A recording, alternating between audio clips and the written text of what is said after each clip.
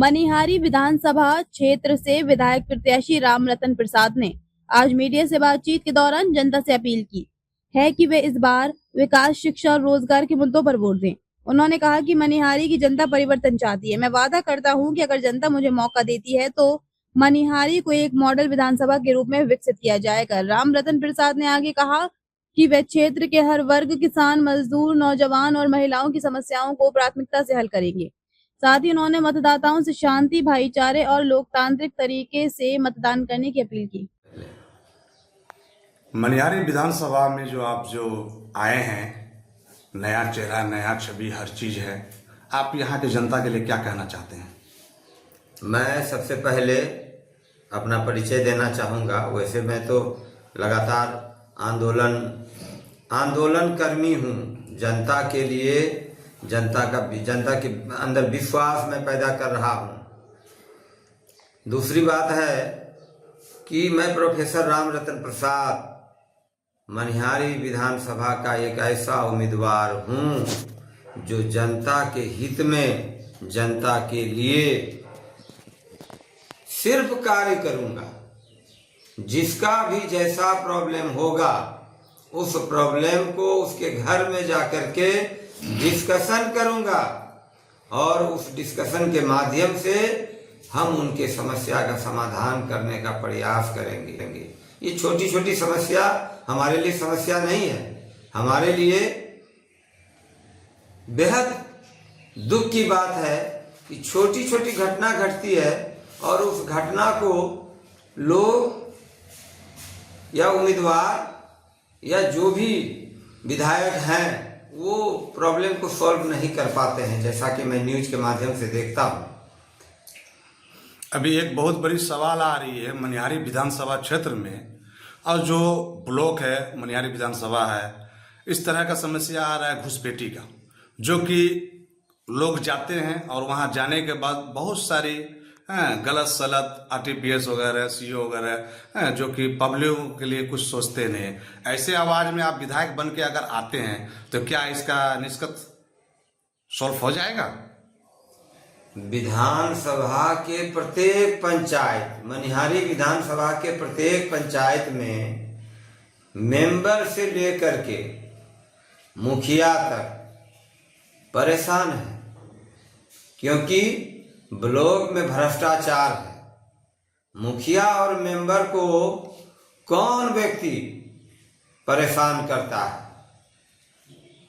कर्मचारी, CO, BDO, ये तीन जो वर्ग है, ये तीन वर्ग बड़े पैमाने पर उनको इंदिरा आवास सहायक बहलाता है, फुसलाता है और उल्टे सीधे सवाल के साथ भ्रष्ट बनाता है। तब जब मेंबर और मुखिया काम नहीं कर पाता है, खुद व्यक्ति जाता है और जैसे तैसे, गरीब आदमी का काम नहीं हो रहा है आज के डेट में। आरटीपीएस काउंटर में तो जब तक आप 100, 200, 300, 400, 500, बड़ा नोट इंडिया में 500 का है, 500 रुपया का घूस नहीं देंगे तो तब तक प्रखंड में, अंचल में, जाति प्रमाण पत्र में, मोटेशन में, आवास प्रमाण पत्र में, इंदिरा आवास लेने के लिए तो 20-20 हजार घूस चल रहा है। और इस भ्रष्ट प्रशासन से लड़ने का काम एकमात्र एक व्यक्ति का है, विधायक का। विधायक चाहे तो भ्रष्टाचार से लड़ सकता है। कितना जो पब्लिक है, जो किसान से जुड़े हुए हैं, किसान की समस्या है कि जो ये आपका क्या कहते हैं, कर्मचारी पे आरोप है कि कोई भी जमीनी स्तर से कोई भी मोटेशन हो, कोई भी ऐसा काम आता है, पैसे का ही सवाल आता है। बिहार सरकार को सोचना चाहिए कि हमको अनुसंधान करना चाहिए, शोध करना चाहिए। अचानक नियम ले आता है। क्या नियम लाया? किसान के, बिहार के किसान के, सभी किसान के अचानक ऑनलाइन करने की व्यवस्था ले आया। पहले उनको एक पंचायत टारगेट करके ऑनलाइन कराना चाहिए था। सिर्फ नियम बना दिया और कर्मचारी का बल्ले बल्ले है। बिना घूस लिए एक भी जमीन ऑनलाइन इन्होंने नहीं किया। बदनाम कौन हो रहा है? बिहार सरकार हो रहा है। मैं नीतीश कुमार जी से कहना चाहूंगा, मैं नीतीश सरकार से कहना चाहूंगा कि इस तरह की व्यवस्था करने के पहले पूरे बिहार के विश्वविद्यालय के शिक्षक से अनुसंधान करवाना चाहिए था।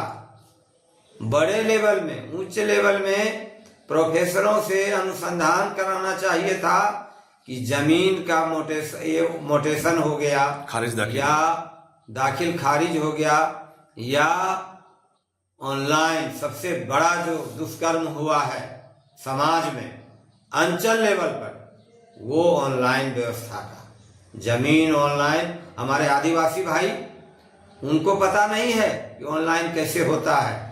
जब कर्मचारी के पास जाता है, कर्मचारी उसका मुंह देखता है, अरे तुम्हारा तो नामे में नहीं है, जमीन नाम में नहीं है। वो घबरा जाता है, कर्मचारी साहब कैसे होगा, तो कर्मचारी कुछ नहीं बोलता है। अभी उसका दलाल आज पैदा हो गया है ऑनलाइन के क्षेत्र में। दलाल बात करता है, घूस दिलवाता है, उसके बाद काम होता है। वह भी काम नहीं होता है, एक बार के घूस से काम नहीं होता है। एक बार, दो बार, तीन बार घूस देने के बाद काम होता है। वह भी कोई कर्मचारी तो मूल पेपर भी लेकर के गायब हो जाता है, जब ट्रांसफर होता है गायब हो जाता है। हमारा समाज 100% शिक्षित समाज नहीं है। अगर 100% शिक्षित समाज होता तो अपना पेपर फोटोकॉपी के रूप में देता। और कुछ कहना चाहते हैं?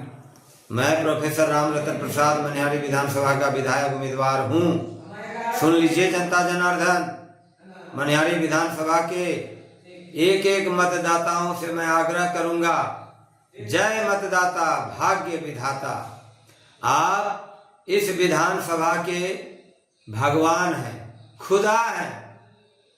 मैं एक शेर अर्ज करना चाहूंगा कि लोग कहता है, जहां जहां मैं वोट मांगने के लिए जाता हूं, कहते हैं कि रोड टूटा हुआ है, रोड टूटा हुआ है। और बाद में अभी आप गलती करेंगे वोट दे करके, इंडिया और एनडीए कुछ नहीं होता है, ये आरक्षित सीट है। आपको पता होना चाहिए कि हमारा मनिहारी विधानसभा विधायक उम्मीदवार के लिए आरक्षित सीट है। आरक्षित सीट में कोई पार्टीवाद नहीं चलना चाहिए।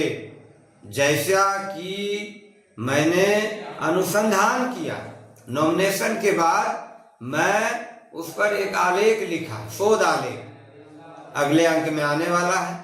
मैं वाद संवाद पत्रिका का प्रधान संपादक हूँ, विश्वविद्यालय का प्रोफेसर हूँ और मैं विधायक उम्मीदवार हूँ।